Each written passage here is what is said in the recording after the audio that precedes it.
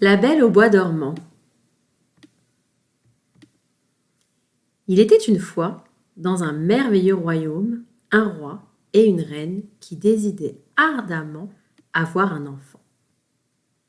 Leur vœu fut exaucé avec la naissance d'une magnifique princesse qu'ils nommèrent Aurore. Le baptême d'Aurore arriva et ses marraines les bonnes fées lui offrirent des dons. La fée des fleurs offrit à Aurore la beauté éternelle.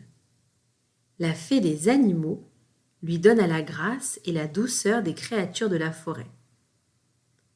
Et la fée des champs lui accorda une voix mélodieuse. Cependant, le royaume était en proie à une terrible malédiction jetée par une méchante sorcière nommée Maléfique. Lorsque la princesse Aurore atteindrait l'âge de ses 16 ans, elle se piquerait le doigt avec une quenouille et tomberait dans un profond sommeil ainsi que tout le royaume. Les rois et les reines des royaumes voisins, alarmés par cette prophétie, offrirent des dons magiques à la princesse pour tenter de contrer cette malédiction. Cependant, Maléfique, jalouse des dons des fées, attendait son tour pour lancer la malédiction. Lorsqu'elle arriva, elle déclara « Quoi qu'il arrive, la princesse se piquera le doigt et sombrera dans un sommeil éternel, et rien ni personne ne pourra la réveiller, sauf un baiser d'amour véritable. Ha ha ha !» Toutes les quenouilles du royaume avaient été brûlées pour que la princesse ne se pique pas le jour de ses 16 ans, car ils redoutaient la réalisation de la prophétie. Pour protéger leur fille bien-aimée, le roi et la reine décidèrent de cacher Aurore dans une petite maison au cœur de la forêt, confiée aux soins des 3 bonnes fées. Les fées, avec leur magie, enveloppèrent la maison d'une barrière enchantée qui la rendait invisible et impénétrable. Ainsi, Aurore grandit dans la sécurité de la forêt, ignorant tout de la malédiction qui planait sur elle. Pendant toutes ces années, Aurore devint une jeune fille charmante, aimée par tous les animaux de la forêt. Les fées veillaient sur elle, lui enseignant l'amour de la nature, la sagesse et la gentillesse. Cependant, elle n'osait jamais révéler la véritable nature de sa destinée.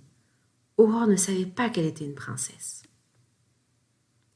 Le jour fatidique approchait et les fées décidèrent d'organiser une grande fête pour célébrer le 16e anniversaire d'Aurore. Pour l'occasion, ils l'emmenèrent à travers la forêt jusqu'à une clairière enchantée. Pendant ce temps, Maléfique, n'ayant pas vu la princesse depuis des années, se rendit compte que son plan n'avait pas encore été accompli. Furieuse, elle utilisa son pouvoir pour localiser Aurore, malgré la magie protectrice des fées. La fête battait son plein dans la clairière pour fêter les 16 ans d'Aurore, avec des chants d'oiseaux, des danses d'insectes et des pétales de fleurs qui tombaient comme de la pluie. Les fées offrirent des cadeaux à Aurore, y compris un magnifique collier qui brillait autant que la lumière des étoiles. Cependant, au moment crucial, l'ombre sinistre de Maléfique s'abattit sur la fête. Elle apparut devant Aurore, riant méchamment. « Ah, la belle Aurore, tu ne peux pas échapper à ton destin. Tu as 16 ans et tu dois te piquer le doigt sur une quenouille et tu tomberas dans un sommeil éternel, » annonça Maléfique d'une voix glaciale. Les fées, réalisant que la malédiction était sur le point de se réaliser, utilisèrent leur magie pour transformer la quenouille en un bouquet de fleurs inoffensives. Aurore, cependant déjà bouleversée par la révélation de son destin, fut ensuite attirée par un étrange halo de lumière dans la clairière. Elle venait juste d'apprendre qu'elle était une princesse. Elle était toute chamboulée. Elle s'approcha sans méfiance et découvrit une vieille quenouille cachée parmi les fleurs. En un instant tragique, elle se piqua le doigt et tomba dans un sommeil profond. La clairière, qui était autrefois vibrante de vie, devint silencieuse, enveloppée d'une aura mélancolique. Les fées pleuraient la malédiction qui s'était réalisée. Elles décidèrent de placer Aurore dans une chambre isolée, au sommet d'une tour cachée au cœur d'une forêt dense. Elles espéraient qu'elle serait ainsi protégée jusqu'à ce qu'un prince courageux et sincère vienne la réveiller d'un baiser d'amour véritable. Le temps passa et la forêt tomba dans un sommeil éternel avec la belle Aurore.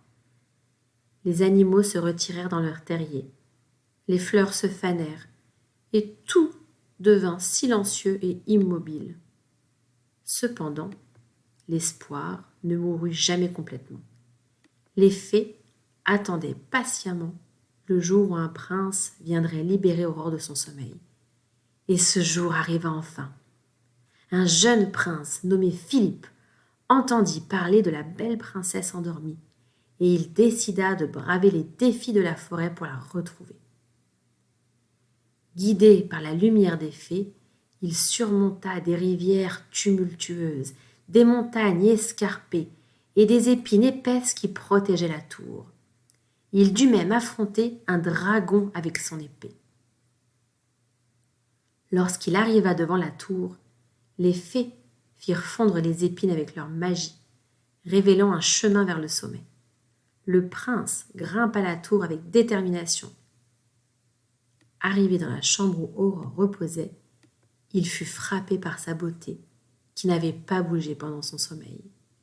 Il s'approcha d'elle avec précaution et avec un doux baiser d'amour, brisa le sortilège qui la retenait prisonnière.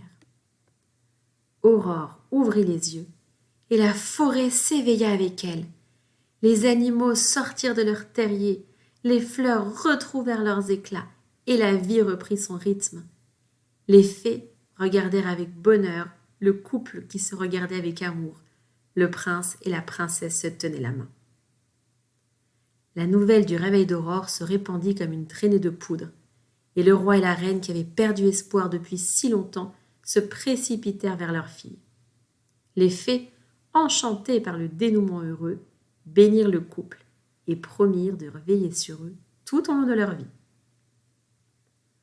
Aurore et le prince célébrèrent leur amour avec une fête somptueuse dans le royaume, invitant tous ceux qui avaient contribué à l'éveil de la belle princesse.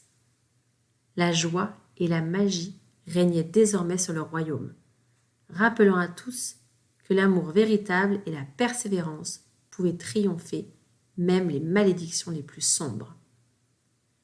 Ainsi se termina l'histoire de la Belle au bois dormant, une histoire d'amour, de courage et d'espoir, qui continue d'illuminer les cœurs des générations, rappelant que l'amour véritable a le pouvoir de surmonter tous les obstacles, même les plus redoutables.